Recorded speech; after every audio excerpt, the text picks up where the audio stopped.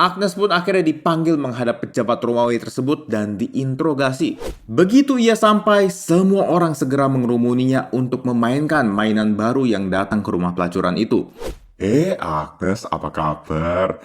Namun tiba-tiba ada kilat menyambar di langit yang membuat pria ini jatuh gemetar ke tanah menjadi buta. Tapi bukannya menyembah, ia malah membuat tanda salib secara terang-terangan di mesbah tersebut, guys. Halo teman-teman semua, welcome back to Rock Riwayat Orang Kudus edisi 21 Januari.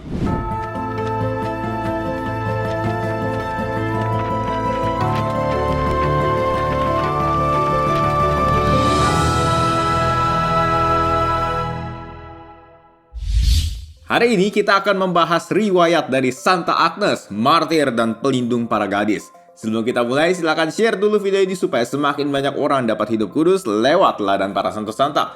Oke, tanpa berlama-lama lagi, mari kita mulai!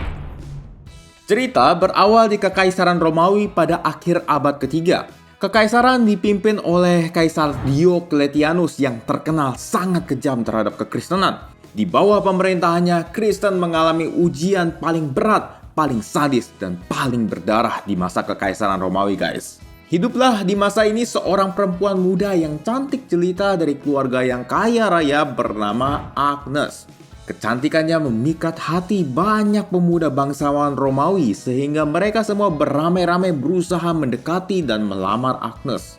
Namun sayangnya surat lamaran mereka semua bertepuk sebelah tangan, guys. Bahkan pria paling ganteng sekalipun ditolak oleh Agnes. Perempuan muda ini menolak mereka semua karena ia telah mengikatkan dirinya pada seorang kekasih yang tidak dapat dilihat dengan mata. Wah, setannya pasti ya. Main dukun nih, jangan-jangan nih.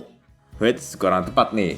Kekasihnya ialah Yesus Kristus, Tuhan dan penebus kita, guys. Walau tidak secara eksplisit menyebutkan nama Yesus di depan para pemuda tersebut, namun banyak pemuda yang sudah curiga kepadanya. Akhirnya salah seorang pemuda yang kecewa karena ditolak melaporkan Agnes kepada pejabat Romawi saat itu dengan dugaan bahwa Agnes adalah seorang Kristen. Agnes pun akhirnya dipanggil menghadap pejabat Romawi tersebut dan diinterogasi. Awalnya pejabat bersikap ramah, lemah lembut, dan mencoba membujuk Agnes untuk murtad. Berbagai macam janji manis dari harta hingga jabatan ditawarkan kepada gadis cantik berusia 13 tahun ini. Agnes, apa kabar? Ayo sini duduk dulu, anggap rumah sendiri aja ya.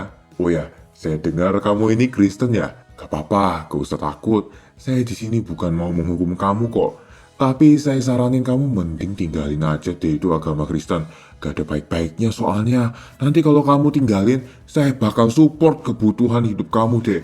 Nanti juga kalau kamu udah bisa kerja, saya jaminkan jabatan di pemerintahan. Gimana? Tapi keteguhan hati Agnes gak tergoyahkan, guys. Ia menolak semua janji-janji tersebut dan tegas menyatakan bahwa dirinya tidak dapat murtad karena ia memiliki seorang mempelai suci bernama Yesus Kristus. Mendengar hal ini, pejabat Romawi itu mulai memakai cara yang agak kasar dengan menyeretnya ke mesbah berhala Romawi serta memaksanya untuk menyembah dewa-dewi kafir. Tapi bukannya menyembah, ia malah membuat tanda salib secara terang-terangan di mesbah tersebut, guys. Pejabat yang cengok melihat keberanian gadis muda ini lalu mulai memberi ancaman yang lebih mengerikan lagi. Ia memperlihatkan alat-alat siksa dan tungku pembakaran manusia kepadanya. Ini semua adalah alat siksaan yang akan menyiksa kamu kalau kamu tetap menjadi Kristen. Kalau kamu masih tetap keras kepala juga, lihat aja, kamu bakal masuk ke tungku pembakar manusia pembangkang di sana. Gimana? Berubah pikiran gak? Tapi lagi dan lagi, Agnes teguh dalam imannya. Tak ada satupun rasa takut dalam wajahnya. Ini membuat sang pejabat Romawi terus memutar otak apa yang bisa membuat Agnes ini murtad. Akhirnya ia sekali lagi mengancam Agnes. Agnes, ini kesempatan terakhir kamu loh. Kalau kamu tidak murtad, saya akan mengirim kamu ke rumah pelacuran. Biar kamu tewas menjadi pelacur di sana. Kita lihat aja, apakah mempelai kamu akan menyelamatkan kamu. Agnes lalu dengan bijaknya menjawab pejabat kurang ajar itu, guys. Yesus Kristus amat pencemburu. Ia tidak akan membiarkan kemurnian para mempelainya dicemarkan seperti itu. Ia akan melindungi dan menyelamatkan mereka. Kalian dapat menodai pedang kalian dengan darahku, tetapi kalian tidak akan pernah dapat menodai kesucian tubuhku yang telah kupersembahkan kepada Kristus. Habis sudah kesabaran si pejabat. Akhirnya ia mengirimkan Agnes ke rumah pelacuran dan memberi perintah kepada semua orang di rumah itu untuk menyiksa dan memperlakukannya dengan sesuka hati. Begitu ia sampai, semua orang segera mengerumuninya untuk memainkan mainan baru yang datang ke rumah pelacuran itu.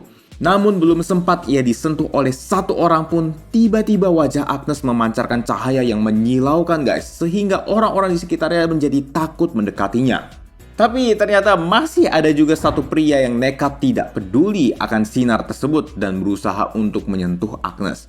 Namun tiba-tiba ada kilat menyambar di langit yang membuat pria ini jatuh gemetar ke tanah menjadi buta. Gila, ngeri ya guys. Akhirnya teman-teman dari pria nekat ini membopongnya kepada Agnes untuk memohon agar ia dipulihkan.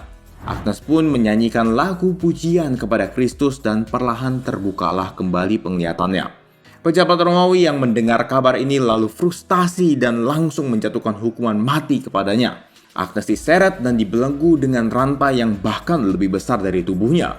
Saat digiring ke tempat hukuman mati, fokusnya hanya kepada Tuhan saja, meskipun di sekelilingnya banyak orang yang menangisinya. Kata-kata terakhirnya adalah, "Aku tidak akan mengkhianati mempelaiku dengan menuruti keinginan kalian. Ia telah memilihku dan aku adalah miliknya." Ia berlutut untuk berdoa dan ketika ia membuka matanya, ia sudah meninggalkan tubuhnya di dunia ini dengan kepala terpenggal sekitar tahun 304. Ia kemudian dimakamkan di pemakaman Via Nomentana dan hingga saat ini relikwinya disemayamkan di Basilika Saint Agnes di Italia. Teman-teman sekalian, menarik banget ya kisah kemartiran Santa Agnes. Keteguhan imannya nggak perlu diragukan lagi guys. Padahal ia baru 13 tahun loh saat menghadapi kematiannya. Beliau memberikan contoh yang nyata untuk mencintai Tuhan dengan segenap hati, jiwa, akal budi, dan raga. Banyak dari kita, termasuk aku juga, mungkin berteriak, "Aku cinta Yesus." Tapi begitu ada godaan sedikit aja, kita udah tumbang. Karena fokus kita tidak sepenuhnya pada Tuhan guys. Fokus kita masih sebagian ada di dunia, sehingga begitu dunia memanggil, mata kita melirik. Kalau kita menaruh fokus kita 100% kepada Tuhan seperti Santa Agnes saat dibawa ke tempat eksekusi, segala macam godaan duniawi tidak akan bisa menggoyahkan iman kita untuk mengkhianati Tuhan guys. Pertanyaannya sekarang, sudahkah aku berusaha untuk terus menambah fokus hidupku pada Tuhan? Mari kita refleksikan bersama dengan Santa Agnes. Oke guys, begitulah kisah hidup dari Santa Agnes. Kalau teman-teman merasa video ini bermanfaat, teman-teman boleh like, subscribe, dan share untuk mendukung pengembangan channel ini. Terima kasih sudah menonton dan sampai jumpa di Rock edisi selanjutnya. Auf Wiedersehen!